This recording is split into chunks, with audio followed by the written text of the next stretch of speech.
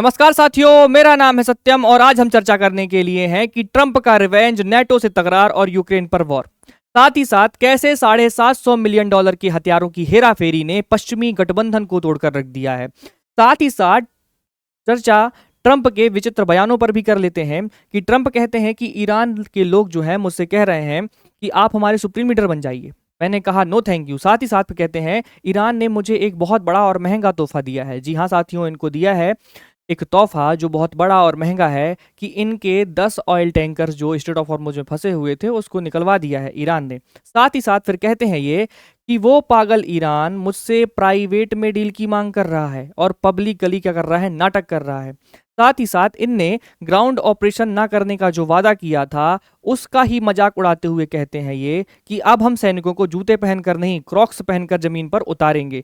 तो ये दर्शा रहा है कि बढ़ती हुई उम्र के साथ इनका मानसिक संतुलन जो क्या है, हिल चुका है। स्पष्ट कर रहे हैं इनके बयान। साथ ही साथ इनने ईरान पर मैसिव अटैक करने के लिए नाटो से सहायता मांगी थी। नाटो ने स्पष्ट मना कर दिया है और कह दिया है कि जब तक किसी नाटो कंट्री पर हमला नहीं होगा तब तक हम सभी साथ नहीं आएंगे। तो क्या हो गए हैं, ट्रंप इससे बौखला गए हैं। साथ ही साथ अमेरिका करने क्या वाला है, तो ऐसा अनुमान है कि ये क्या करेंगे, खर्ग आइलैंड पर ग्राउंड ऑपरेशन करेंगे। साथ ही साथ कब्जा करने की इनकी रणनीति चल रही है। दूसरा क्या है, स्टेट ऑफ हॉर्मुज में क्या करने के लिए, स्टेट ऑफ हॉर्मुज जो है उसको नियंत्रित करने के लिए ये लराक आइलैंड, साथ ही साथ अबू मूसा जो आइलैंड है जो यूएई के कब्जे में है, उस पर कब्जा करने की बात कर रहे हैं ये। साथ ही साथ गल्फ ऑफ ओमान में ईरानी तेल के जो जहाज हैं उनको रोकने का काम करेगा कौन, अमेरिका। गल्फ ऑफ ओमान कहाँ पर है, तो स्टेट ऑफ हॉर्मुज से जैसे आप बाहर निकलते हो तो एक जो बड़ा जल क्षेत्र पड़ता है उसे कहते हैं गल्फ ऑफ ओमान।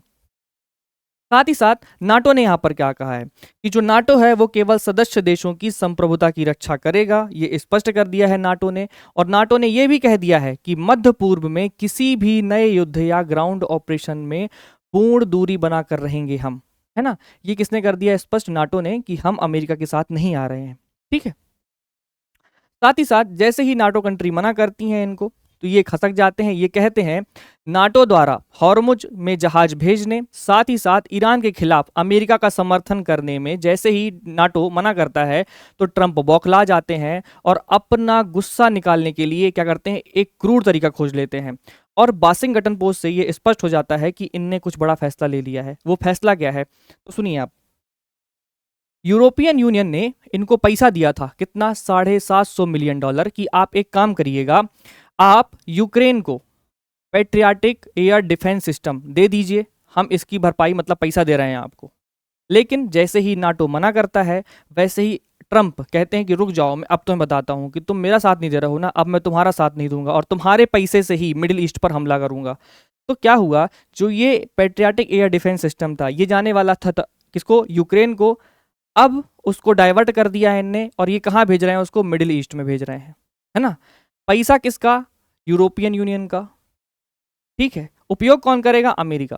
अमेरिका ने फिर से स्पष्ट कर दिया कि अमेरिका अपने मतलब के लिए कुछ भी कर सकता है ना। तो आप इसको स्पष्ट रूप से समझिए। साथ ही साथ जैसा मैंने आपको बताया, $750 मिलियन लेते हैं किससे, यूरोपियन यूनियन से। कौन लेता है, अमेरिका लेता है।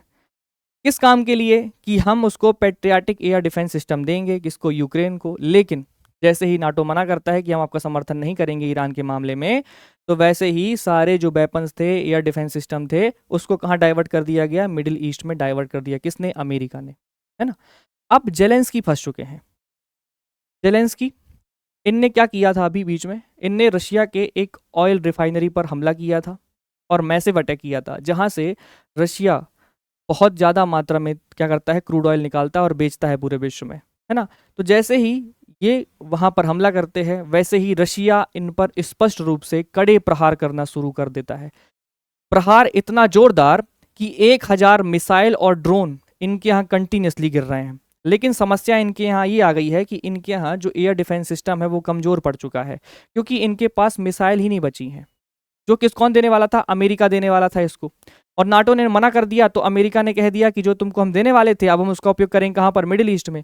तो अब ये पड़ गए हैं अलग थलग, पड़ चुके हैं बहुत बड़ी समस्या में। और इनने जैसे अमेरिका से सहायता मांगी तो अमेरिका ने कह दिया अगर हथियार चाहिए तो जाकर यूरोप से मांगो, नाटो हमारे काम नहीं आ रहा है तो हम तुम्हारे काम क्यों आए अब, है ना।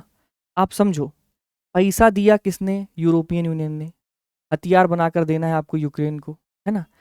लेकिन सहायता नहीं करी किसने? नाटो ने, अमेरिका की। तो नाटो ने कह दिया कि हम तुम्हारी सहायता क्यों करें भाई, पैसा लिए हो तो सहायता करोगे ना। लेकिन यहां पर अमेरिका का दोहरा रवैया स्पष्ट दिखता है कि अपने मतलब के लिए वो कुछ भी करने को तैयार है। मैंने जैसा कि बताया आपको, रूस से पर डे 1000 मिसाइल और ड्रोन आ रहे हैं, इनके पास इंटरसेप्टर की पड़ रही है कमी, ये हो चुके हैं परेशान, है ना? तो ऐसे नाजुक समय में जहां पर साथ देना चाहिए किसका? यूक्रेन का, तो वहां पर इनके साथ कोई नहीं खड़ा हुआ है।